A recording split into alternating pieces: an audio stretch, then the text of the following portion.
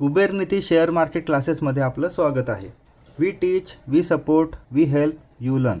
तर आज आपण एक खूप महत्त्वपूर्ण टॉपिक बघणार आहोत आणि तो म्हणजे की 1 सप्टेंबरपासून डेरिव्हेटिव्हच्या एक्सपायरी डेमध्ये होणारे चेंजेस. खूप महत्त्वाचा टॉपिक आहे मित्रांनो. जे इंट्राडे ट्रेडिंग करतात त्यांच्यासाठी तर अत्यंत महत्त्वाचं आहे, कारण की जर तुम्हाला माहीत नसेल तर हे पॉईंट्स तुम्हाला खूप मदत करणार आहेत तुमच्या ट्रेडिंगमध्ये.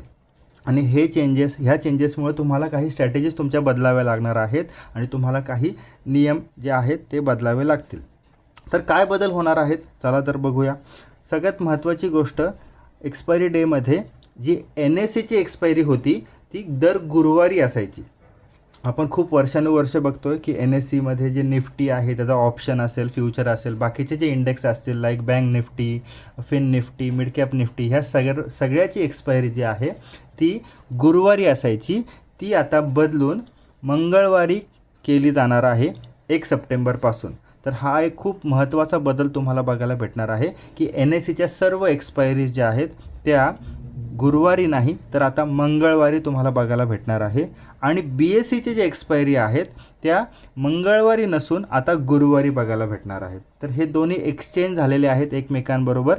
तर NSEची एक्सपायरी मंगळवारी शिफ्ट करण्यात आलेली आहे, तर BSEची एक्सपायरी गुरुवारी शिफ्ट करण्यात आलेली आहे. म्हणजे सेन्सेक्स, बँकेक्स असे जे इंडेक्स आहेत ज्याची एक्सपायरी आत्तापर्यंत मंगळवारी तुम्हाला बघायला भेटत होती ती आता तुम्हाला गुरुवारी बघायला भेटणार आहेत. ओके. आणि काही फ्युचर आणि ऑप्शन्सचे जे शेअर्स आहेत त्याची लॉट साईजसुद्धा चेंज होणार आहेत. मी काही एक्झाम्पल्स तुम्हाला देणार आहे. इंडेक्सचे कुठलेही लॉट साईज तुम्हाला चेंज होताना इथे दिसणार नाही आहे. तर इंडेक्सचे लॉट साईज तसेच्या तसे राहणार आहेत, फक्त शेअर्सचे लॉट साईज तुम्हाला बदलताना काही दिसतील. आता एक्सपायरी डे चेंजेसमध्ये तुम्ही बघू शकता वीकली आणि मंथली दोन्हीही एक्सपायरी चेंज होणार आहे. म्हणजे निफ्टीची जी एक्सपायरी होती ऑप्शन्सची ती वीकली आणि मंथली दोन्ही होती. तर वीकली आणि मंथली सगळी जी एक्सपायरी आहे ती सगळं ट्यूजडेला येणार आहे, म्हणजे मंगळवारी येणार आहे. तर वीकली एक्सपायरी दर मंगळवारी असणार आहे आणि मंथली एक्सपायरी पण शेवटच्या मंगळवारी तुम्हाला बघायला भेटणार आहे. त्याचप्रकारे BSEची सुद्धा वीकली आणि मंथली सगळ्या एक्सपायरीज शेवटच्या गुरुवारी बघायला भेटतील. पण जे सेन्सेक्सची जी वीकली एक्सपायरी होती ती दर मंगळवारी असायची, ती सुद्धा आता बदलून दर गुरुवारी असणार आहे. सो वीकली आणि मंथली दोन्ही एक्सपायरी आपल्याला आता गुरुवारी बघायला भेटणार आहेत. फ्युचर जे आहेत ते बऱ्यापैकी सगळे शेवटच्या मंगळवारी आणि गुरुवारी शिफ्ट होतील. पण जे वीकली एक्सपायरीवाले आहेत ते जे आहे त्यांची आता चेंजेस ह्या प्रकारे होताना दिसतील. NSEचे मंगळवारी, BSEचे गुरुवारी. हे खूप महत्त्वाचं आहे. आता हे सगळ्याला ॲप्लिकेबल आहे, जसं मी सांगितलं फ्युचर आणि ऑप्शन्स दोन्हीला. तर NSEला फ्युचरला फक्त मंथली एक्सपायरी असते, ती शेवटच्या मंगळवारी असेल. BSEला सेन्सेक्सला वीकली प्लस मंथली एक्सपायरी आहे, तर ते तुम्हाला गुरुवारी बघायला भेटेल. तर दर गुरुवारी तुम्हाला तिथं बघायला भेटणार आहे. ओके. तर लॉट साईज काही चेंज झालेलं आपण बघूया. इन्फोसिसची लॉट साईज 300वरून 200वर जाणार आहे. TCSची लॉट साईज 150वरून 100वर जाणार आहे. HDFC बँकची लॉट साईज 550वरून 300वर जाणार आहे. झोमॅटोची लॉट साईज जी आहे ती 2800 होती, ती आता कमी होऊन 1600 होणार आहे. टाटा मोटर्सची लॉट साईज 1425वरून अर्ध्यापेक्षाही कमी 700वर येणार आहे.